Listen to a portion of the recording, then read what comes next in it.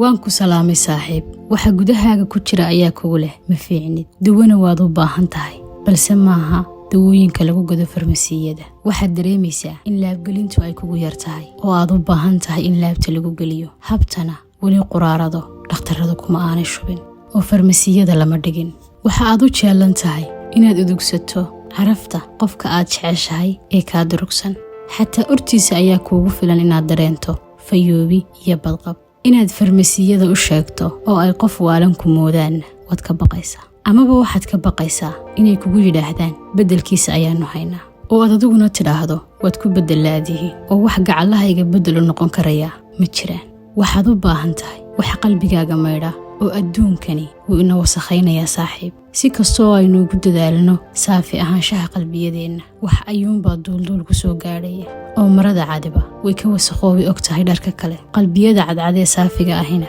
waa sidaas oo dabci kasta oo siloon oo ka soo ag dhawaada barmadow ayuu ku reebaa waxaad tabaysaa garabaad ku tiirsato ammaankaas aanay dhakhaatiirtu awoodin noociisa iyo sifooyinkiisa inay qoraan farmasiilayaashuna aanay ka heli karin marfashka dawooyinkooda si kasta oo farta lagu qoray ay u cadcaddahay oo ay u muuqato garab waa erey keliya oo ka kooban 5 xaraf far la arki karayana ku qoran balse waa dhif iyo naadir mar la arag ah garbaha u qalma in lagu tiirsado oo la cuskada waxaad moodaa inaad baadi goobayso calaacal tima leh ama tuka balcad waxaad raadcaynaysaa cabitaan wax ku ilowsiiya waxaad maalin oo dhan naftaada ku mashquulinaysaa hawl adduun si aanay u xiisin oo daltabiyo iyo jeelitaan aanay u dareemin haddana marka uu gobol ku dumo ee habeenka haafkiisa dambe la gaadho qalbigaaga iyo qodhaaduna ay qolqol ku kaliyeystaan xiisayaashaadina ay soo burqadaan boholyowgaaguna u dardar la soo kaco ayaad hal malgacad ka kaban lahayd oo aad ladi lahayd habeenku qofka xiisuhu hayo aad ayuu ugu dheeryahay saaxiib ma gam'o qofka ay laabtiisa ka bannaan tahay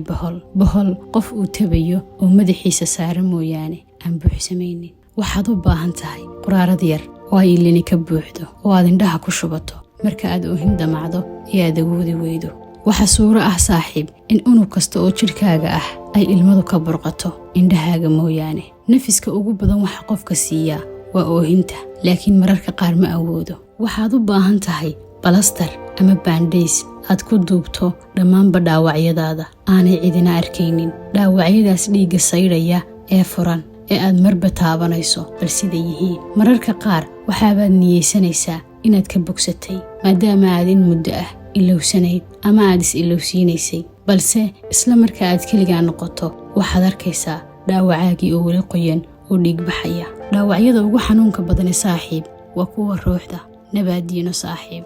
waanku salaamay saaxiib haddii aad weydiiso waa maxay dareenka ugu wanaagsan ee jacaylka laga helaa waxaan ku leeyahay waa ammaanka waa inaad dareento inuu qof qalbigaaga ku hayo ee aanu gacanta ku haynin ammaanku waa inaad qof siiso awood uu kugu burburin karo adigoo si buuxda u yaqiinsan inaanu xataa ubax kugu soo tuuri karin si kasta oo aad isugu xanaaqdaanna uu kaaga cabsoonayo xataa laydhu inay wax ku yeesho si kasta oo aad isu dagaashaanna aanad agtiisa dhayal ku noqonayn oo aanad hoosayn ku dareemi doonin ammaanku waa inaad qof gacanta u geliso xogahaaga kuwa ugu qotada dheer ee lama taabtaanka kuu ah oo aad isugu bandhigto sidii buug kala furan oo hor yaalla oo uu akhriyayo adigoo haddana kalsooni buuxda ku qaba inuu sirahaagaasu ilaalinayo sida indhihiisoo kale ammaanku waa inaad qof wada tusto goljilicdaada iyo dhinacyada aad ka taagta daran tahay oo aad iska furto gaashaanka adag ee aad kaga labisan tahay waayaha adduun si aanay taagdarooyinkaagaas kuugu soo marin oo aanay kuu dilin isagana aanad wax difaaca kaga samaysan adigoo aaminsan inaanu marnaba goljilicdaadaas ku qabin doonin nabarkaas ku dhaawacanna aanu marnaba kaa damqi doonin taagdarooyinkaaga oo dhanna intuu asturo uu weliba dhowrayo ammaanku waa inaad qof xogtaada wada siiso adigoo aan baqa ka qabin inuu maalinun xogahaagaas dib kuugu adeegsan doono waa inaad gacantaada u dhiibto adigoo aan sinaba uga welwelsanayn inuu marun sii dayn doono waa inaad ula hadasho sida aad naftaada ula hadasho oo kale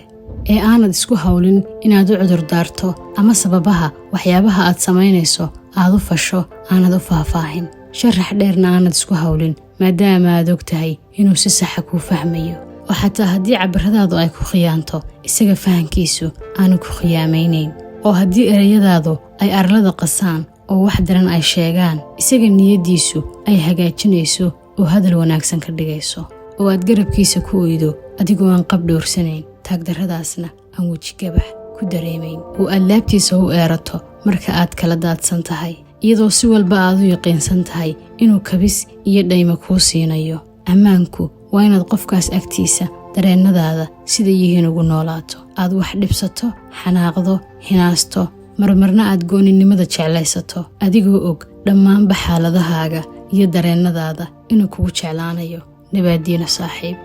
waa baalal ka mid ah baalasha qiimaha badan ee dhiganaha waan ku salaamay saaxiib ee uu qoray Adham Shaqaawi, isla markaana uu turjumay oo Soomaaliyeeyay Aadan Khadar Cali. Aadan Sahan. nabadgelyo.